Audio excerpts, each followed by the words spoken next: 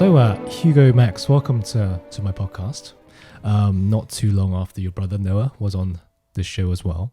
But first of all, how are you? I'm very well. Thank you, Anthony. Yeah. Great to be here. Well, lovely to be speaking. Pleasure to have you. Well, it's going to be a great conversation today. So let's start with your filmmaking, because I know you run a YouTube channel called TIMEPIECE Pictures, and you also paint. So I'd love to get more into this relationship between these visual arts. So let's start with filmmaking. So where did this passion for filmmaking start? If you can tell us a story there, then we can go from there and see what the story is and venture. Yeah. Well, the YouTube channel goes back many years, but even before then, I think from the age of about 7, playing with action figures and this kind of hunger to tell stories with these things. I think mostly probably Doctor Who inspired dreams back then. But playing around with a flip camera at weekends, and friends would come around and it would be, what do you want to do? And it's like, let's make a film, let's tell a story together. I think really the love of filmmaking is completely not wanting to lose the sense of play and wanting to rekindle it and chase after those dreams and really get under the skin of them. So I think that's what is still energizing and driving me creatively. But then with discovering more about kit and kind of meeting more people and discovering new stories that I want to tell, that's definitely where it started. And things have changed quite considerably over the last 3 years, I think, with my idea of what film can be. But still, storytelling is the fundamental force behind it. Because you were doing stop motion films. Back then I was doing quite a bit of that, and that started with the figures, and I think that's still what draws me to stop motion. I haven't done any for a while, but I think this idea that it's bringing to life these toys is wonderful. And I was doing a lot with plasticine and kind of hand-drawn and painted animation. But I must get back to it, really. I've wanted to for ages. But do you remember sort of what films you were making back then? What was the plot? What was the character development back then? Can you tell us a bit about the first ventures into filmmaking? Well, it was all quite dark, I think. It still is. I mean, hopefully dark, but the light is always there. That's always important, is that I think it's very close to what it means to be human, is that there's this vulnerability that through a kind of heightened narrative you draw attention to, but then you need to know how to draw your audience out of it, I think, because I think that exists in life as well as in art. But kind of dystopic futures and devastating love stories and all of that, the kind of quite stock characters, but in these slightly strange environments, was definitely where it came from. How old were you when you were making these films? Then that was probably, I was from about the ages of 12 to 15, I'd say, when I really got into it and was obsessed with the whole model making process. I think what fascinates me now about filmmaking and why my conception of it has changed is that I think there's so much theatre that goes on behind the scenes that with kind of industry filmmaking we try our hardest to kind of disguise. But I actually, from a narrative point of view, I'm really drawn to the aesthetic of this theatre and the kind of the puppetry of it. And I think stop motion highlights that in a really exacerbated, heightened manner. And the whole kind of mould making process and the painting and these miniature sets, and you wander around, even in life, thinking about architecture and navigating space. And I find it very wonderful to think of these spaces as kind of expanded animation sets, and the detail of these things as well are beautiful. Is there? Can you sort of delineate and sort of share with us one film you made when you were a kid? Stop motion wise, stop motion wise. The plot, the characters, why you chose the characters, why you decided to do it in a certain way. Can you tell us your thought process when you were younger? If that's still possible. Well, I think probably one which comes to mind immediately is a film I made called Hell for the Company. I mean, before then I'd done a lot with plasticine, Wallace and Gromit inspired, and lots with Lego and lots with kind of plastic figures, which I had anyway. But I think Hell for the Company was the only one which I think exists still out there that was a completely original narrative and was something I wanted to do for a while. And I think at the time I had this big romantic dream of making it into a feature film, and that never got realised. But it's kind of dystopia whereby there's some huge war going on, and we have these two characters who come together, and one uses the other in slightly nefarious ways, and it all gets a bit grisly. I don't want to say too much because it's all quite dark, but it was, I think, thinking back to it, the pairing of Western classical music, there's the Frank Sonata, which I actually recorded with Mum for the soundtrack, which I was learning at the time, and it's this amazing opening movement, which is this yearning violin melody, and that paired with the kind of plight of the central characters, this kind of siren song, which of course Frank never intended for his music, but that paired with a kind of very heightened aesthetic sensibility with colour, with these nude plasticine figures kind of writhing around this wasteland, which is an interplay between digital effects and kind of practical, setting up a kind of landscape by mum and dad's dressing cupboard on the floor with bits of wood chips and fake dust and all that. So it's kind of all homemade, put together. Were you doing these projects with your siblings as well, or is it solo? That was a solo venture. I see. Solo venture, but with a few other of the smaller films I made around that time were with siblings, and very much. I mean, I started making films because I was inspired by my brother, who was very similarly inspired, and I think at that time had similar preoccupations. And then music and composition seemed to ask the questions which he wanted to go on to looking at. But I'm still toying around with these questions. Do you still watch those films quite often the ones you did when you were younger? Well, we have kind of family viewings, which are always quite sweet. We always have a laugh. Yeah. Occasionally, we'll sit down and we'll watch a selection of them. And I think particularly the set that we get drawn back to, which are slightly more recent, I think 2016 to 18, is the Toasty Plumber series, which is a quintology of films, which I hope that you haven't discovered quite yet, which were all made with friends and were just a joy over 2 years to take this bizarre character, very much inspired by kind of midnight movie ideas, kind of pulpish and outrageous effects and narratives, but all coming back to a kind of biblical narrative, for better and for worse. But it's with age and kind of the awareness that we have, and thinking back to the memory, it's all the films I've made really recall that time in which we made them with friends. And I think that's something that's very special, and I'm still being affected by when I make something with people, is that it really, the period of time in which we make it is such a special thing. Yes, no, I agree, absolutely agree. Because I've made also just 3 films, not as much as you, but my foray into filmmaking started much later, maybe just about half a year ago. And I agree that whenever I watch back these films, collaborating with these people and the time and the space that I made them, when I rewatch them, there's a special moment when you're rewatching all these memories and feelings and smells and textures that you were going through on that day just flood back to you. It's almost as if you experienced those memories yesterday. Yeah, it's almost this power of rekindling these emotions that have been buried or forgotten about ever since then. So this is why I love, I guess, photography or filmmaking, or anything that captures a moment, I guess, permanently, or attempting to capture it permanently. It's almost as if you're trying to, not to sound too morbid, but when you pass on, you leave something tangible behind. Yeah. And that doesn't sound too egotistical or solipsistic. I don't know. No. Do you sort of resonate with that too? Because it goes just on the back of what you said about collaborating with these people and having these memories. But it's always the hunger to kind of what will come next, and the excitement of that, and absolutely to share more memories together and keep building these relationships. Yeah, it's such a beautiful thing when you're collaborating with people. And I think definitely about leaving something, or leaving kind of questions answered and unanswered, and sharing that. I mean, it's very important. I think. But at this point, I think with what I'm making is changing, because I'm very much, I think the ideas, I'm spending lots of time actually thinking about the ideas behind the work, as opposed to the more improvisational manner I think I used to make things with. And I don't know, everything's a bit more in the present moment. What spurs you on to make a film? What influences you or gives you ideas? How do you decide what is your next film to make? Well, I think it's the very Lynchian thing. I mean, David Lynch always says about falling in love. It completely mirrors it. You have an image and you just got to follow it. You know exactly what you need to do. And I think you become obsessed by an idea or an aesthetic quality or something, and then that naturally spurns narrative, I believe. I think it's the same with music. Although music can be absolute, but all music to me is somehow programmatic. You're telling a story, and there's a gesture that needs to be followed through, and it's kind of it dictates how long the idea should last and how it would feel, and it's a guttural response to the material.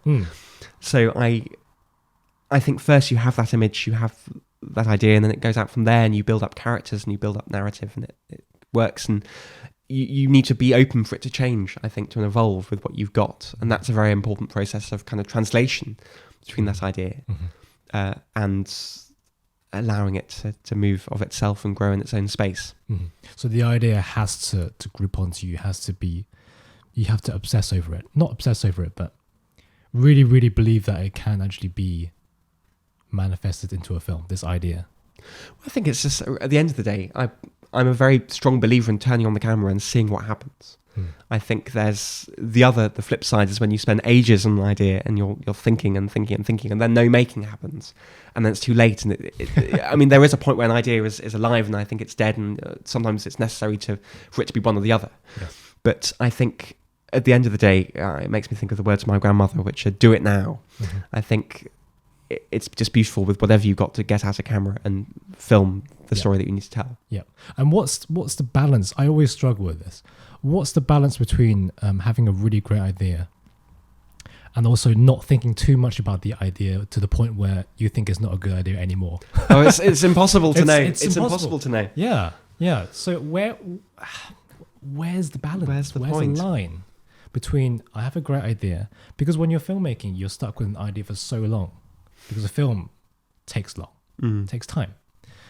But there's a risk that during that time, you're going to have this moment where you think, this is actually not a good idea as I thought it was. And then you scrap the idea or shelve it for another time. But at the beginning, at the offset of having the idea, you think, this is great. I really believe in this. So what's the balance between having a great idea and diving into it, not thinking too much about it? Like you said, just turning the camera on, just go with it. Yeah.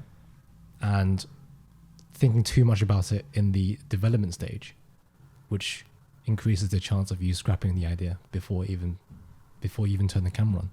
I wonder what you thought about that. Well, I think you need to work through the problem, and sometimes film isn't the only answer for that. I mean, I find that having a kind of multidiscipline practice and painting and then music being very important to what I do in my idea of telling stories, and listening and understanding gesture and understanding human communication in different ways.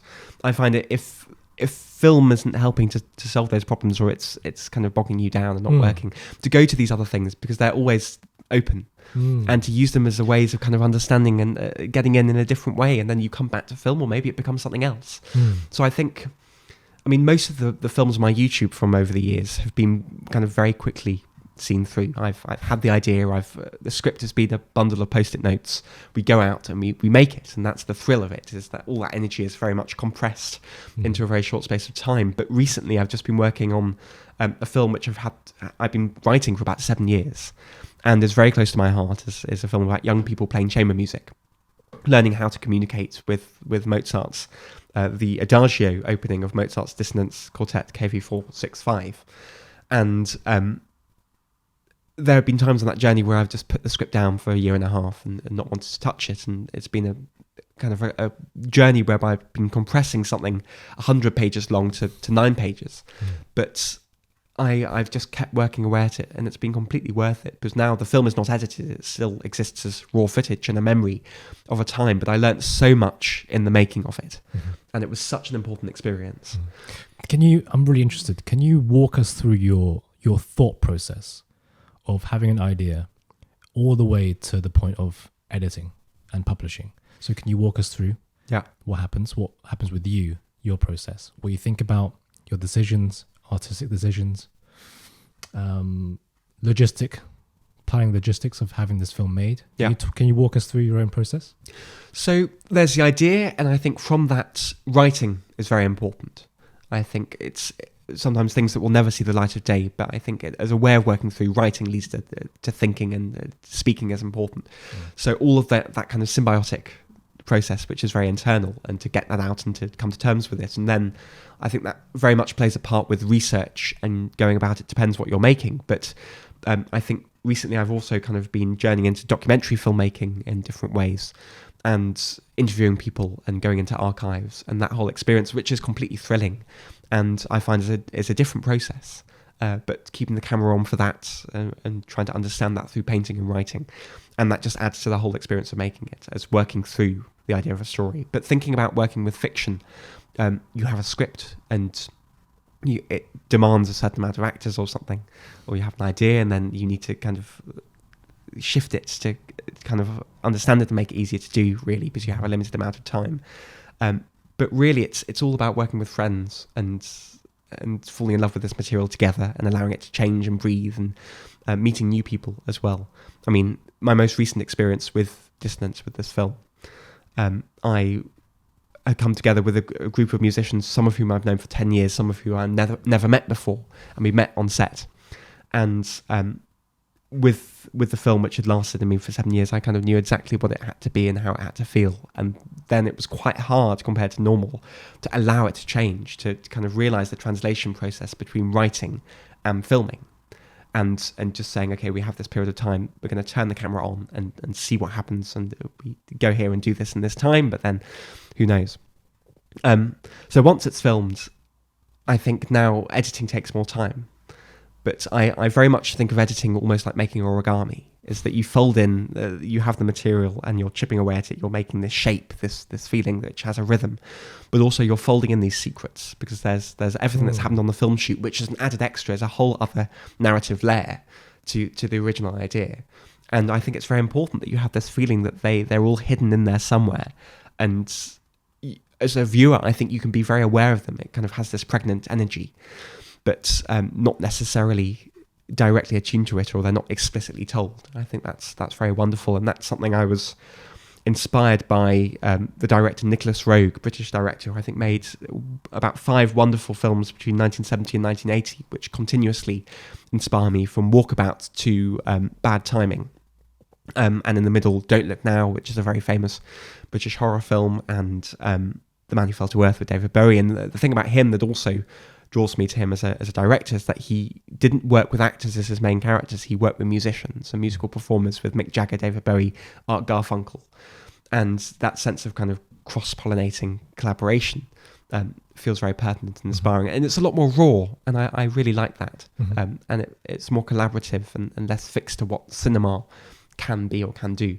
But I think for him, editing was very important, is that he'd film lots of coverage, and editing would be very much like sculpting in a way which I find very rare, and a whole kind of original idea to temporality. So then from there, I guess there's distributing it, which so far has been sharing posters and trailers and things with friends, and using social media as a tool, although I want to go away from that slightly, or hosting public screenings with friends in spaces. There's a word I want to touch on. You mentioned the word translation from the script onto the screen, or more directly from the script to the actors. Yeah. I found this quite often, is that when you have an idea that's written on a piece of paper, when it's translated into action or into an actual real life person, and they actually say what you've written, sometimes the way they've said it or performed it wasn't exactly how you imagined it, for worse and for better sometimes. So when you're writing a script, when do you start, or do you, whilst writing, rehearse it with people as you go along? Or do you finish the script first and then you invite the actors in to start rehearsing, and then you start refining your script that way? Do you do it as you go along, or at the end of the process? Normally at the end of the process, I think, because the script is its own thing. It's almost its own artwork, I think, as a piece of writing. I like how that has its own time. And then, I mean, it depends on the project, really, because other projects, I like them sprouting over time, and you film a couple of shots at one go, and then you have conversations, and then you film the next bit. But I think with Dissonance, definitely, I was communicating via voice note with all the actors, and we were sharing thoughts and ideas once the script was written, and that allowed it to change and allowed us to completely open my eyes to it in a different way. And it's almost because I'm not used to thinking of myself as a writer. I think of myself as a director, filmmaker, or painter, or musician. There is this sense of removal from the source material, which meant that when it got to directing, there was this wonderful fluidity. It was a very liquid body, the script, that could change. And really, there's so little time for rehearsal. I mean, when we were making the film, we had 30 minutes to rehearse the music, and having had loads of discussions about the acting and everything.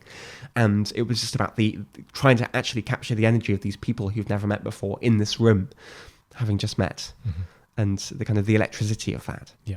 And before you shoot anything, do you mentally rehearse the logistics of shooting just to minimize or maximize efficiency on the day?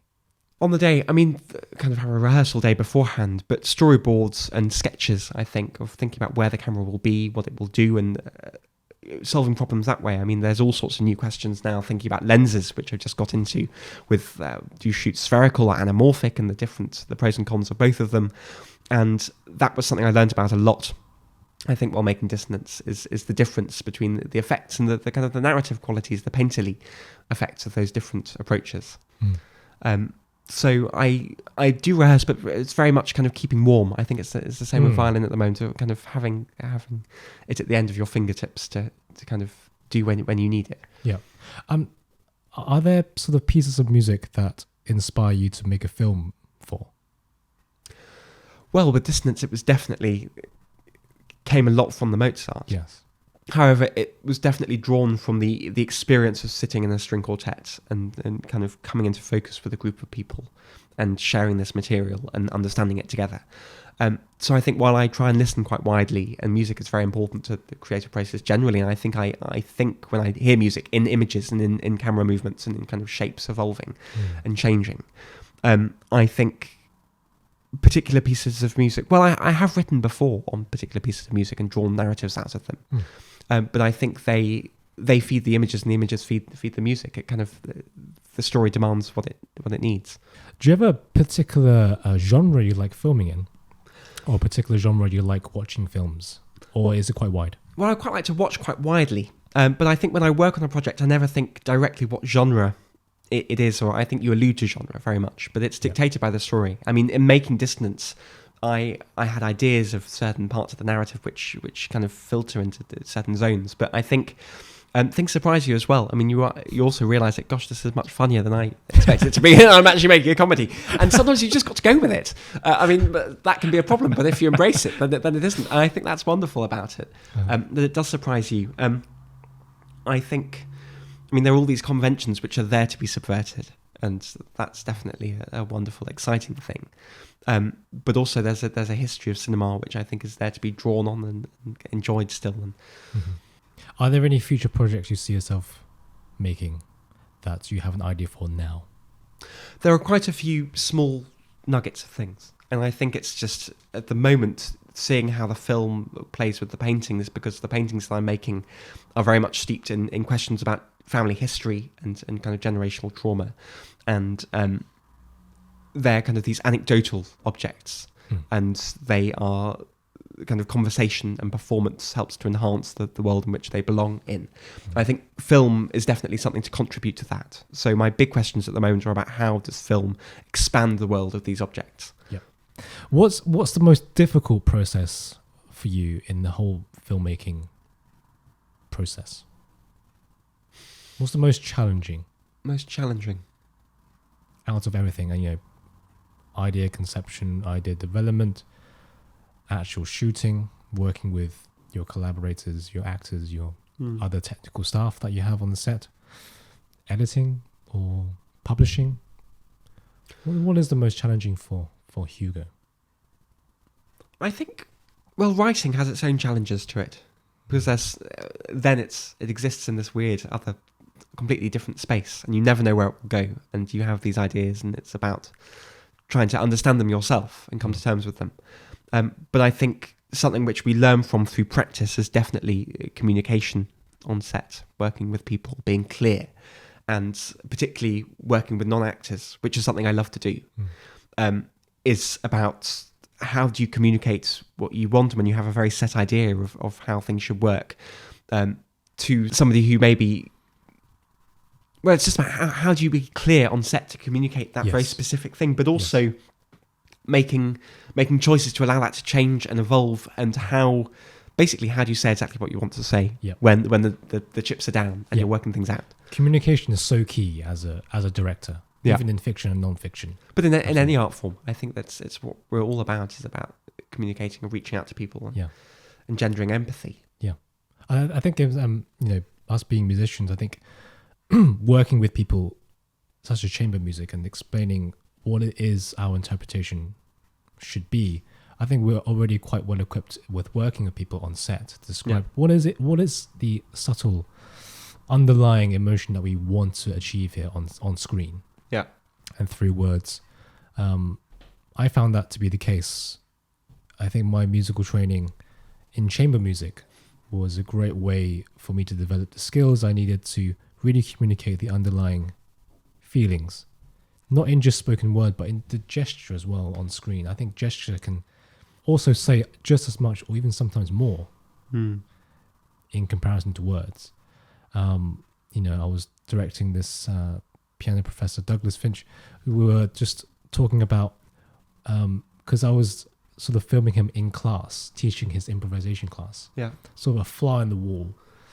And we were both discussing what kind of scenes we want from that. Because when you're sort of filming this happening, you can't really interfere too much, otherwise it's not authentic. It seems a bit too rehearsed when you're filming real life things. So we were trying to see, okay, if this happens, if this scenario happens, how do we want to shoot it? If it doesn't happen, what's plan B? What's plan C? Just thinking all these things. And we were just, because we're both musicians, so communicating what it is that we wanted and why we wanted it was really easy and really, really nice and satisfying to work with. Yeah. And I wondered what you had to say about that, or what you think. Well, I think there's that thing where you shared that experience of sitting playing music with other people. Yeah. And I think it's such a particular rhetoric and language. And whenever you meet musicians, and you know immediately when you can bond over that. Yeah, exactly. Which is a fantastic thing. I think to work in these different spheres, I mean, the people who I had behind the scenes, thinking about it, all the people working on Dissonance, all have music in their life in some way, and have all in some way played music with other people. And so rather than make it film, it felt a lot more like being on a chamber music rehearsal, which just went on for 3 days non-stop. And I think really creating a craft of filmmaking based on what it is to be a chamber musician is very important to me, I think. I just want to go to your sort of, all your siblings are creative people. Growing up, was there a sense of competitiveness between you guys? Or was it very, very collaborative? Not at all. I think that we all feed each other in different ways with inspiration and energy and ideas, and very much going in different directions, but the beautiful point is where they overlap and where they separate. And I think with Sophie, talking to her about writing and acting, and it's very different from the kind of films and ideas which I normally engage with, but overlaps. And with Noah, talking about music and filmmaking and painting, it's just fruitful conversations which I think will last our whole lives to try and work out anything from. But I'm deeply grateful and have endless love for both of them. I think they're the most bravest and inspiring people that I have in my life, definitely. And it's also a very safe space because they're siblings as well. Yeah. And very, very, you can trust them. Yeah. To share. Yeah. And great. Well, this moves very smoothly onto painting because you're at the Ruskin School of Art. Yeah. Why Ruskins? Well, it was all a bit bizarre, really, because I was to start off with, because I was at music school for 2 years of sixth form, and very much in that environment with lots of string players and all kind of auditioning religiously for music colleges around that time, and I was not quite sure where I wanted to go, because I've always known that I want to make films and that painting and music are very important to that as a part of that. And so I started entertaining ideas of art school, but looking around was very much in the dark and quite difficult, and didn't really know who to ask. And I was very lucky to have a mentor, a wonderful sculptor, Mary-Therese Ross, who helped me through that journey. But through a family friend, discovered that the Ruskin existed. And the lovely thing about Oxford and that environment is that there's a wonderful membrane between each department and the rest of the university, which is a very musically fertile landscape. So there could be this relationship between the two. So that's really how I came upon Ruskin, and now to find myself going into the final year there is completely bizarre. But I think having had a very kind of set idea of the films I wanted to make before then, it's kind of quite wonderfully unmoored my ideas about making films and completely opened my mind about what film can be, as I think I don't completely leave cinema behind, but I gesture towards more towards video art and the work that I'm making, and think about what does it mean to have a film existing within architectural space looping. Is a completely different thing to sitting down in a cinema and watching a film. So there are elements of filmmaking in your course, or completely. It's completely I see. Cross-disciplinary, and you can do whatever you want. I mean, you can be working with sound and everything. So it's not, although it used to be called the Ruskin School of Fine Art and Drawing, and it does have a very rare tradition in first year whereby they still do the anatomy course, which I think is the only art school in the country which have an anatomy course whereby you're drawing from the human body, and even from cadavers from the medical faculty, which was an incredible, rewarding and thought-provoking experience taken by wonderful tutors. And that's lovely because it expands craft skills whilst enriching your ideas about art making. Following the tradition of Da Vinci. Yes. Yeah. Yes. Following good footsteps. Yeah. Dangerous footsteps. Dangerous footsteps. Who knows? Well, it seems like hearing you talk, it seems like your whole life is revolved around creativity and pushing the boundaries and finding new ways of expression. What's it like not doing that? Terrifying question. I don't know. What does it the feel? abyss. Have you tried it before? Have you got a day or maybe a prolonged period of time where you just haven't thought about being creative? Or is it always a running program in the back of your mind? Or ideas? How can I turn this into something creative? Or is it always on? Well, I think you need days where you stop. Do you force yourself to stop? Yes.